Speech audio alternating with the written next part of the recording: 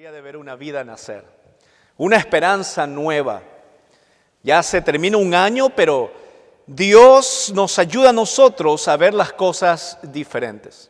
Pero no queremos despedir este año sin antes recibir algo, porque es costumbre, ¿no es cierto?, recibir algo para fin de año, especialmente en el tiempo de Navidad. Algunas personas que celebran el 6 de enero, donde traen los Reyes Magos, ¿no es cierto?, el regalo, pero nosotros, la Iglesia de la Roca, ha querido tener 3 regalos en estas 3 sermones que vamos a tener presenciales. Yo quisiera darle 3 regalos a usted, ¿sí?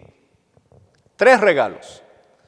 Y les digo que cuestan más que cualquier cosa que usted pueda comprar con su dinero. Generalmente los regalos que nos dan a nosotros son regalos que se arruinan, ¿sí?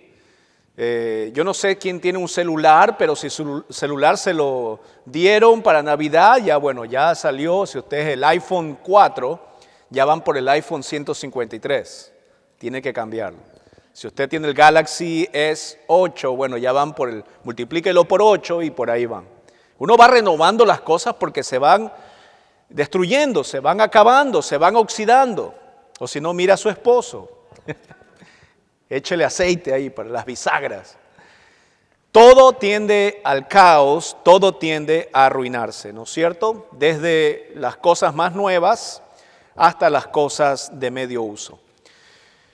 La buena noticia es que hay regalos que son para toda la vida. Y hoy vamos a hablar sobre los regalos eternos. Y eso es lo que la Iglesia de la Roca quisiera regalarle a usted en este día. Y vamos a tener esta serie que se llama Regalos Eternos de la Navidad. Regalos Eternos de la Navidad. Para que podamos entender bien eso, quisiera que me acompañe un momento al libro de Lucas. Si tiene su Biblia ahí, vamos al libro de Lucas.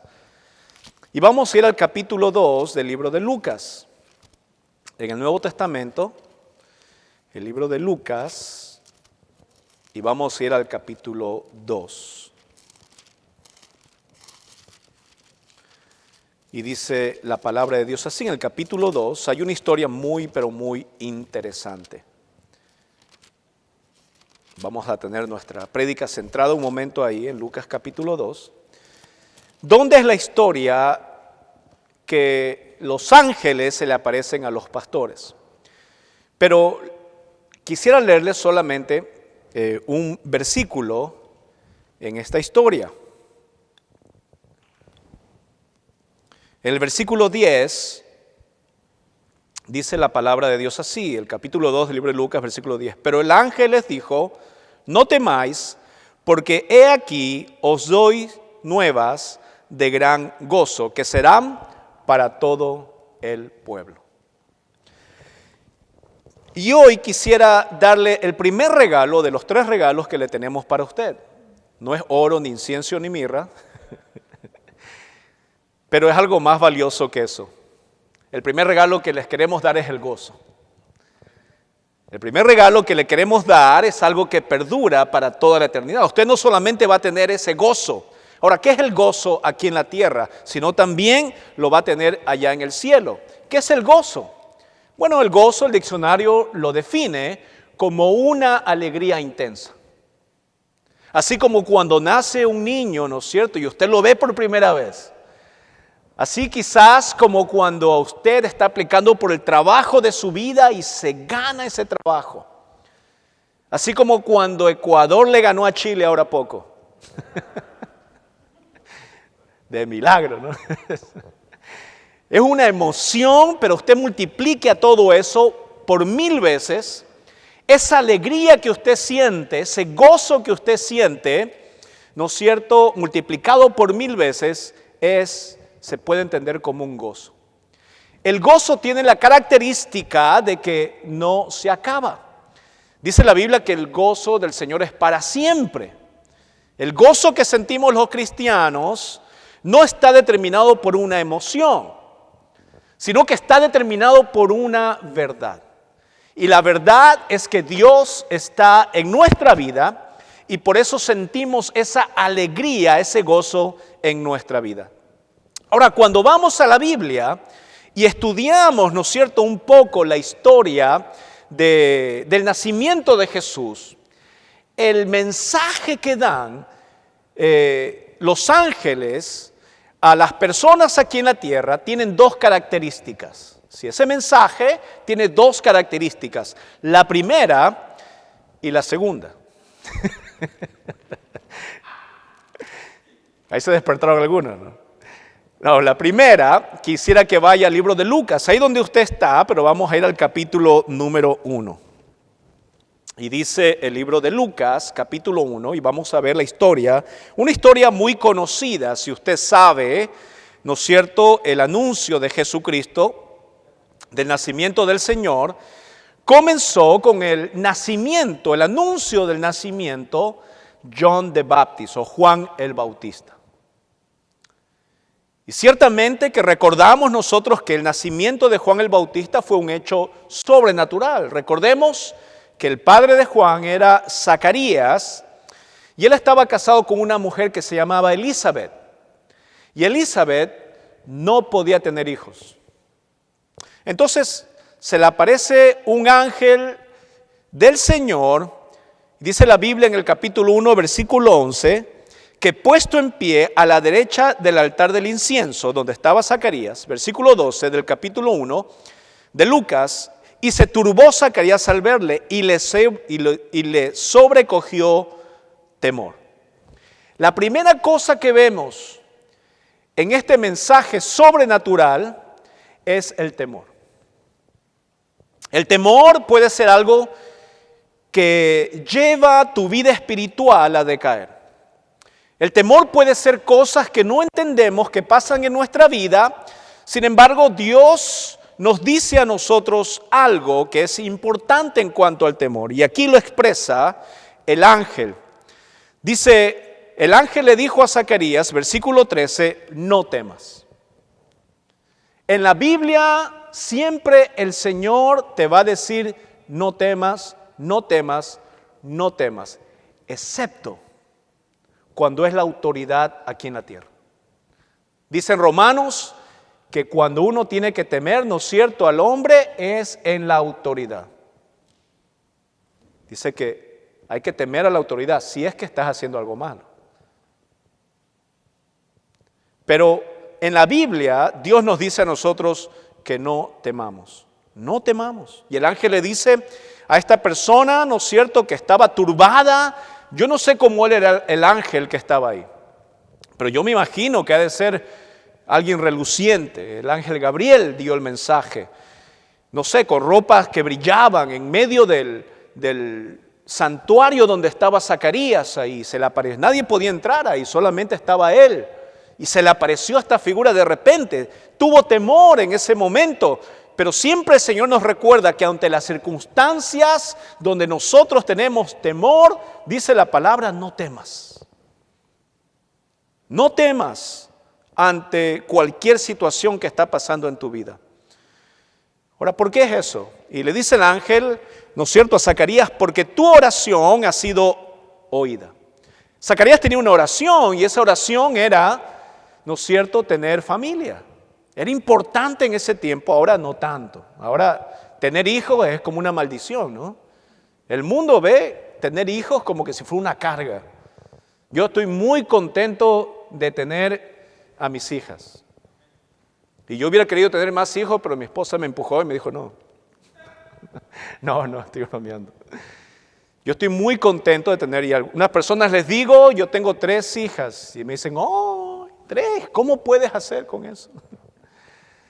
Y era como un temor cuando íbamos a tener, decíamos con Gaby, no vamos a tener uno, vamos a poder. Pero la realidad es que tener hijos no es una bendición, vino del pensamiento de Dios. Y si viene del pensamiento de Dios, Dios va a dar las herramientas, aunque los hijos sean reverdes, como decía un venezolano. Los venezolanos en vez de la L dicen la R, ¿no? Reverdes, decían, ¿no? Bueno, los que yo conozco, algunos que yo conozco. La hermana habla bien, ella sí, no, perfecto, pero algunos que yo conozco, reverde, dicen. Pero la idea de tener hijos es de Dios. Entonces Zacarías Le da temor al ver que se le aparece el ángel, pero el ángel le dice, no temas porque tu oración ha sido escuchada. Muchas veces que nosotros oramos y la respuesta del Señor viene en una forma que puede que nos atemorice.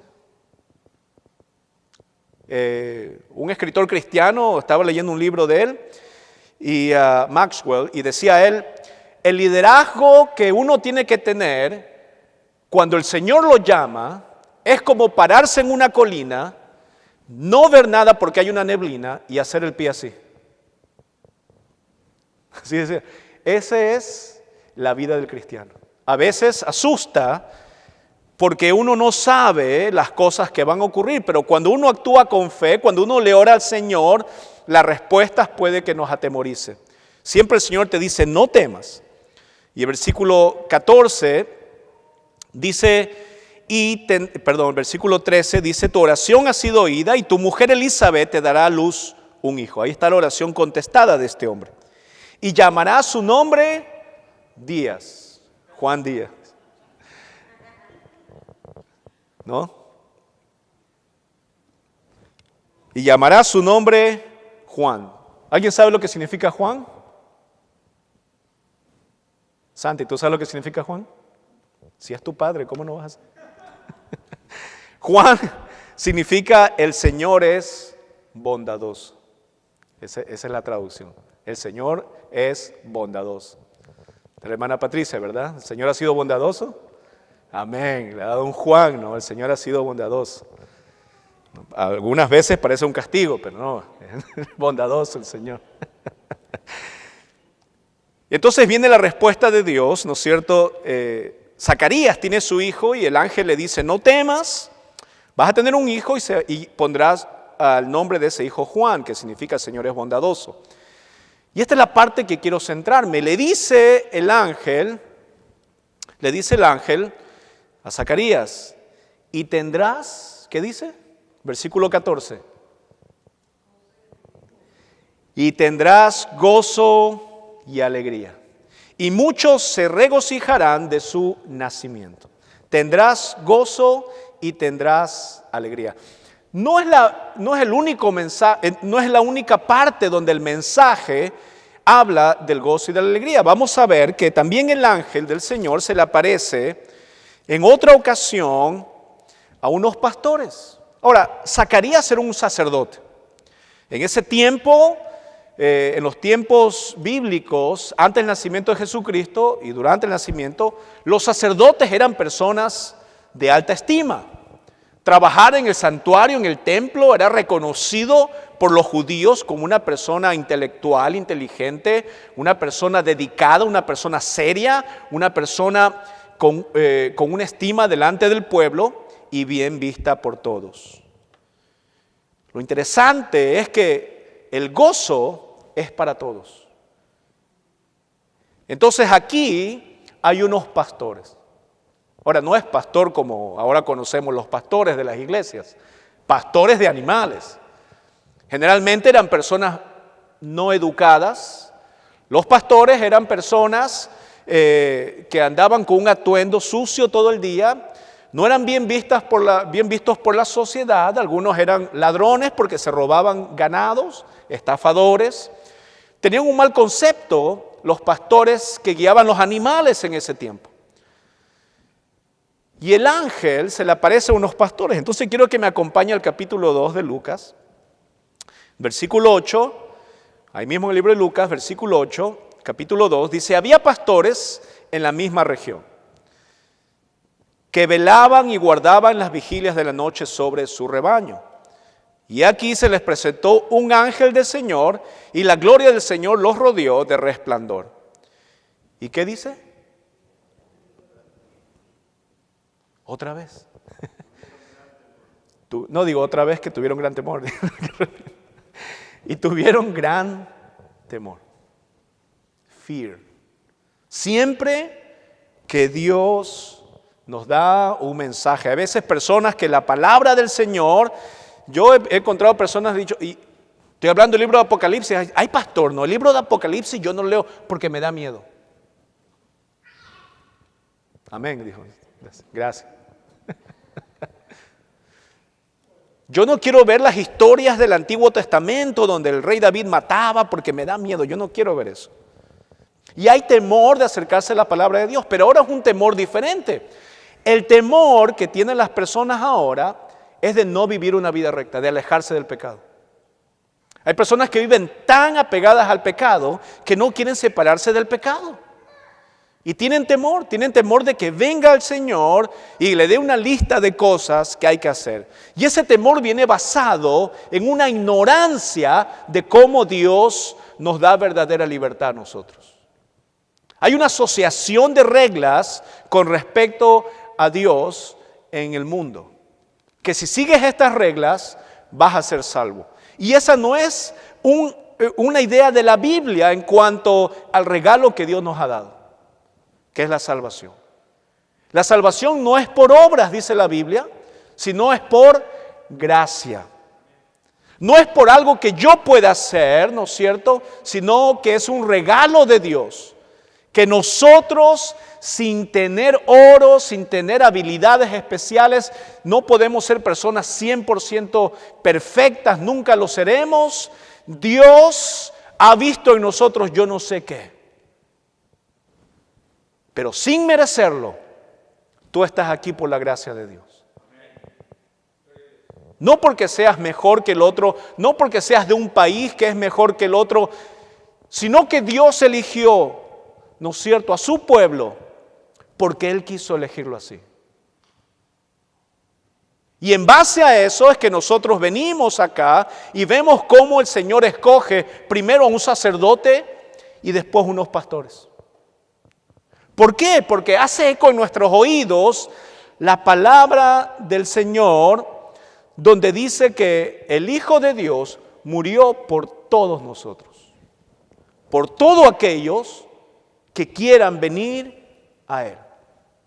Sin excepción, Dios da la oportunidad a cada persona que se arrepienta de sus pecados. Pero el temor que nos describe la palabra es no querer alejarse del pecado porque gusta.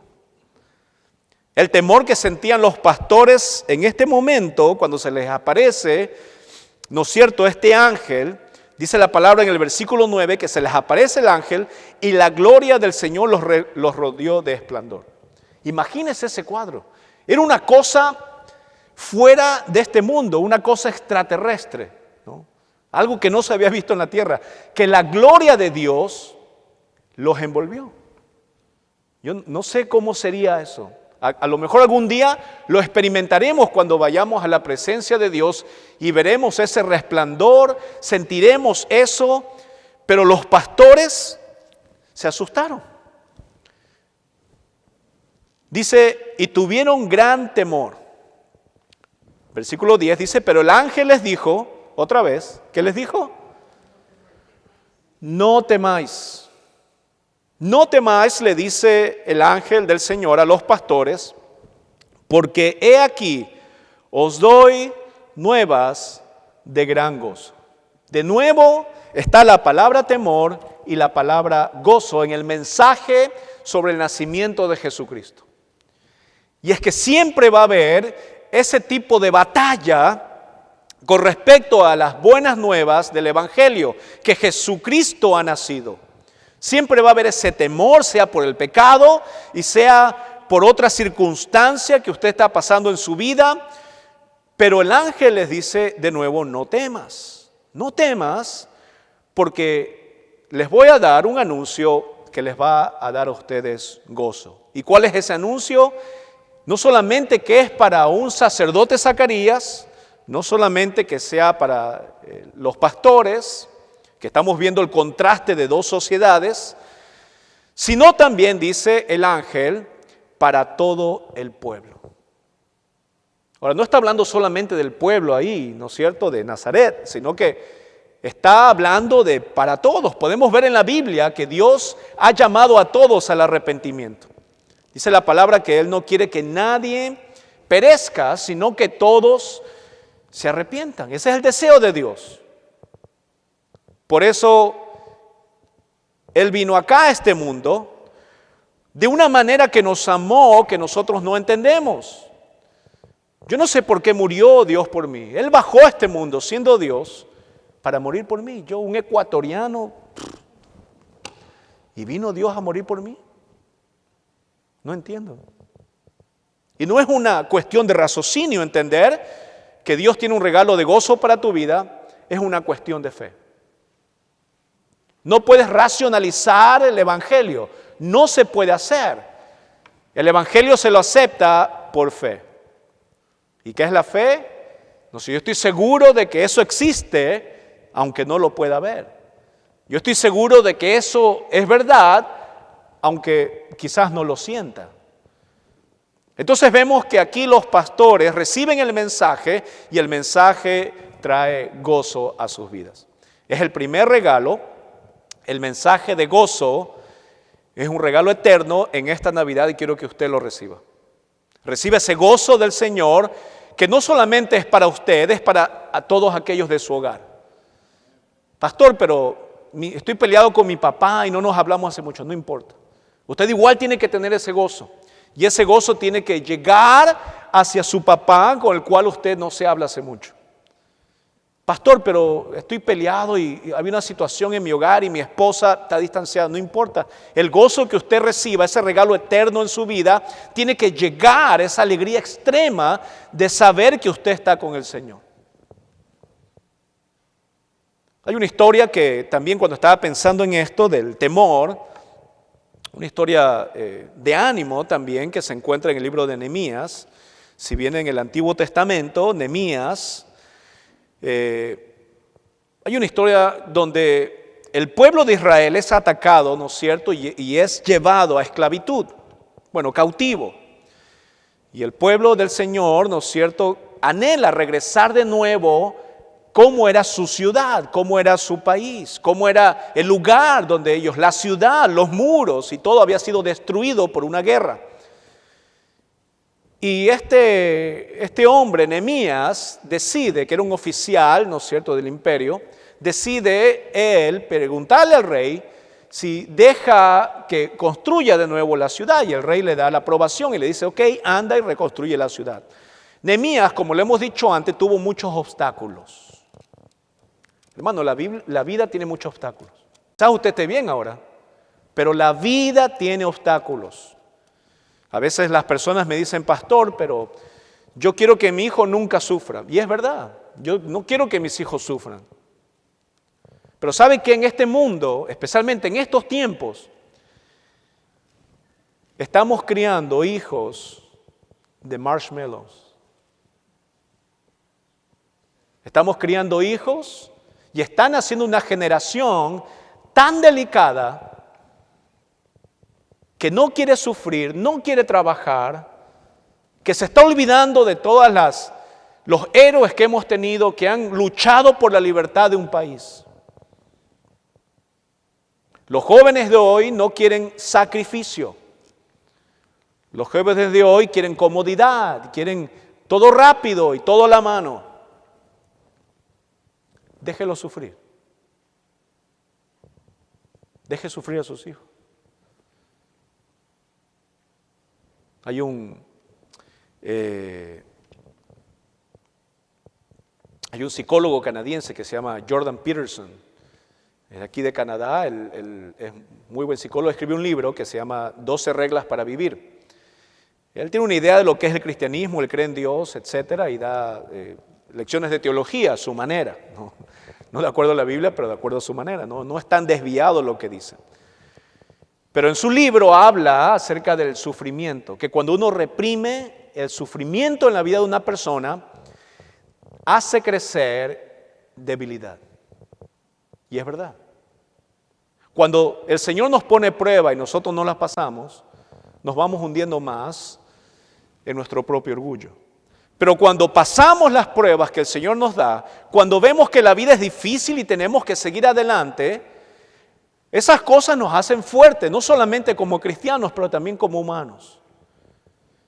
Y si usted le enseña a su hijo que todo es fácil y usted le da la facilidad de todo lo que hace, usted le está haciendo un daño a su familia. Así que no siempre lave los platos, no siempre limpie la casa. Tiene usted que compartir las tareas, porque de la otra forma no van a aprender. Usted está criando gente débil si usted no les enseña y si usted no le da tareas a sus hijos. El rey Nehemías, este oficial, ¿no es cierto? Él decidió saltar los obstáculos y llegó a un momento en su vida donde después de haber reconstruido, tuvieron un momento muy lindo como el que estamos teniendo ahora. Sacaron la Biblia por primera, la Torá en ese tiempo, ¿no es cierto?, para leerla delante de todo el pueblo porque su ciudad ha sido destruida. La reconstruyeron y estaban listos para tener el primer servicio. Y el sacerdote Esdras, que era, ¿no es cierto?, el profeta que estaba ahí, estaba guiando y estaba listo para leer la palabra del Señor. Y dice en el libro de Nehemías, capítulo 8, versículo 10, si tiene su Biblia ahí, Nehemías, el versículo 9, dice: Nehemías era el gobernador y el sacerdote Esdras, escriba, y los levitas que hacían entender al pueblo, dijeron a todo el pueblo: día santo es a Jehová nuestro Dios, no os entristezcáis ni lloréis, porque todo el pueblo lloraba oyendo las palabras de la ley. La gente no había leído la Biblia hace mucho. Generaciones no podían haber leído la Torá, la palabra de Dios en ese momento. Y llegó el momento donde abrieron la Torá, la Biblia, la parte de la Biblia donde por primera vez le iban a leer. Y la gente lloraba.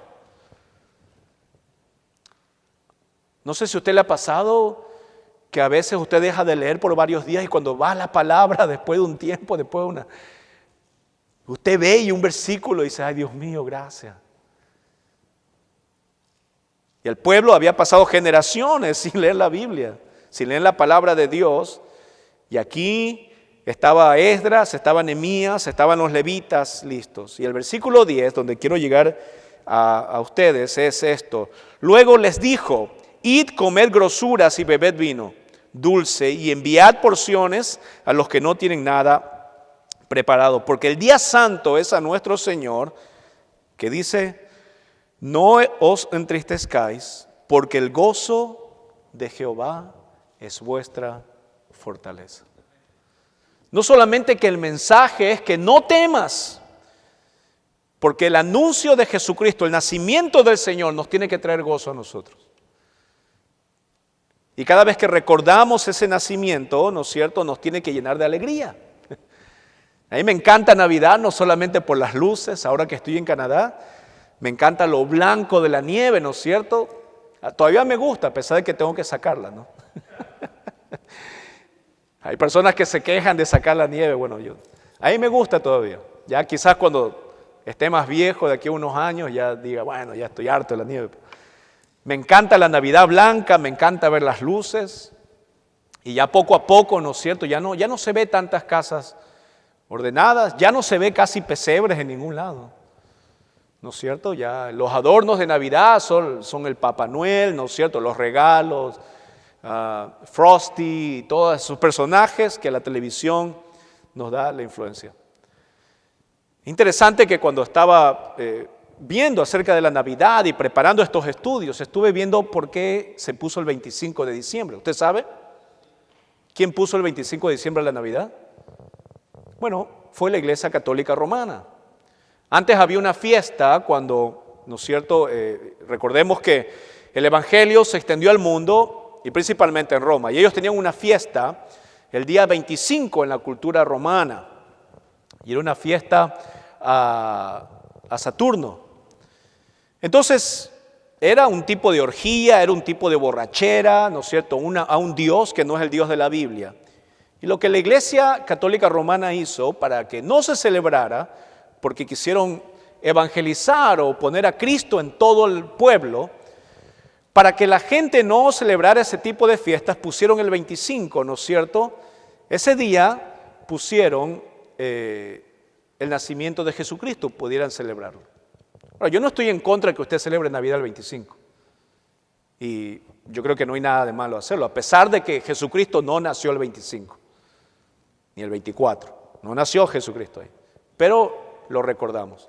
Pero es interesante que la Iglesia Católica Romana, ¿no es cierto?, con el buen propósito de que todos sean cristianos, ¿no es cierto?, y su propósito era evangelizar a todo el mundo. Y esto tenemos que aprender de la historia. Tú puedes agarrar a tus hijos y meterle la Biblia en la cabeza, pero no significa que la Biblia llegue al corazón. ¿Me entendió? La Iglesia Católica Romana hizo eso, ¿no es cierto? En ese tiempo agarró, dijo, esta fiesta la vamos a cancelar y todos aquí van, ¿no es cierto?, a celebrar la Navidad en Jesucristo. Les pregunto, ¿todo el mundo se hizo cristiano en ese tiempo? La intención fue buena. No, la intención fue buena, que todo el mundo forzarlos a que celebren la Navidad. No funciona así. Usted puede estar en su casa y forzar a sus hijos a ir a la iglesia y a sus hijos no le va a entrar nada. Por eso es la oración, por eso es que usted tiene que estar en su hogar, llevar el gozo del Señor, que es nuestra fortaleza, a nuestro hogar y hablarles a sus hijos personalmente del Señor. Si usted no lo ha hecho, todavía hay tiempo. El último día que usted ya no pueda hablarle a sus hijos del Señor es ese día que su hijo ya no esté con usted o que usted ya no esté con su hijo. Pero podemos ver nosotros a través de la historia, ¿no es cierto?, que llenar las casas de árboles, llenar las casas de luces, poner un pesebre afuera no significa que Jesús esté en ese pesebre, me refiero en su corazón. Porque la gracia de Dios, la voluntad de Dios, ¿no es cierto?, es que nosotros nos arrepintamos y no todas las personas vienen a ese arrepentimiento. Entonces, el gozo del Señor es el mensaje que da el ángel, no solamente que es el gozo, pero también que no temamos, sino que estemos llenos del gozo del Señor y como dice el pasaje de Nehemías, que es nuestra fortaleza. Cuando usted siente esa alegría por el Señor, usted va a entender que la fortaleza del Señor está con usted. Cuando usted lleve esa alegría, cuando usted lleve ese gozo a su hogar, usted va a tener la plena seguridad que va a contagiar eso también a sus hijos. Y para terminar, si volvemos al libro de Lucas, el capítulo 1, que estuvimos viendo la historia de Zacarías, ¿se acuerda? El padre de Juan. En el capítulo 1, ¿cuál fue la respuesta al mensaje que le dio el ángel a Zacarías? Le dijo, no temas, ten gozo. ¿Y cuál fue la respuesta de Zacarías? En Lucas capítulo 1, versículo 64, dice la palabra de Dios así: al momento fue abierta su boca y suelta su lengua y habló bendiciendo a Dios. El resultado del primer regalo eterno que les queremos dar como Iglesia de la Roca a cada uno de ustedes es que cuando usted tiene el gozo del Señor, usted va también a bendecir a Dios. Pero hermano, hay gente que con su vida es como que maldicen a Dios. Usted ve una vida, en vez de llevar una vida cristiana, es una vida todo lo contrario a lo que el Evangelio da. Es una vida que ofende a Dios. Pero una vida que tiene un gozo, una vida que tiene ese regalo eterno, es una vida que va a vivir agradecida, es una vida que va a entender, ¿no es cierto?, que Dios tiene que llevar el primer lugar. Y Zacarías lo entendió. La primera cosa que habló, después de haber quedado mudo por un tiempo, es bendecir a Dios. A lo mejor usted siente que tiene una prueba en su vida y cuando pasa la prueba, lo primero que hace es decir, bueno, no, si ya sabía que me iba a ir bien. La primera cosa que hace Zacarías es bendecir a Dios. Gracias, Dios, a pesar de los problemas que ha traído esta situación, te doy gracias. Es la vida de un cristiano, de la vida de una persona con gozo. A pesar de que estoy con dolor en mi corazón, yo tengo la plena confianza de que si me has dejado pasar por este dolor es para hacerme más fuerte. Yo tengo la plena seguridad de que a pesar de que mi matrimonio no está bien, pero Señor, yo he sido fiel, yo he luchado, yo he cambiado, yo he hecho lo que he hecho necesario para hacer feliz a la otra persona. Señor, yo te bendigo a pesar de que esa bruja maruja esté al lado mío. Y no lo digo por mi esposa, menos mal que no está acá. Pero tenemos que aprender, como cristianos, si tenemos el gozo de Dios en nuestra vida, a bendecir. No solamente a Zacarías, pero vamos a ver el otro espectro que nos dio también la enseñanza. En Lucas capítulo 2, ¿no es cierto? Los pastores, ¿cuál fue su reacción al sentir ese gozo? Mira el capítulo 2, versículo 20 de Lucas capítulo 2, el versículo 20 dice, y volvieron los pastores, ¿cómo volvieron? ¿Renegando? ¿Para qué fui a la iglesia? Si lo mismo, ya me sé la Biblia. Dice cuando una persona que tiene gozo, estos pastores, que no eran gente inteligente, no era gente adinerada, no era gente que tenía una posición social muy buena, eran personas, si se puede decir en nuestros países, un basurero, si se puede comparar. Ahora, no estoy diciendo que los basureros sean mal, la profesión de ser basurero es buena, pero en nuestros países, ¿no es cierto? Ser un basurero es lo peor que pueda tener. O manejar un bus, no sé si en su país lo tienen así. Solamente para que tenga una idea de cómo eran los pastores en ese tiempo.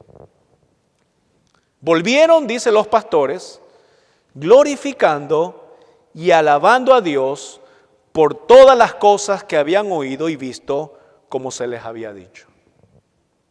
La Biblia es un libro repetitivo. ¿Qué libro usted ha leído varias veces? ¿O qué película usted ha visto varias veces? Yo sé que hay gente que ha visto el Titanic muchas veces, gente que ha visto alguna Patch Adams, otra película que me gusta también muchas veces.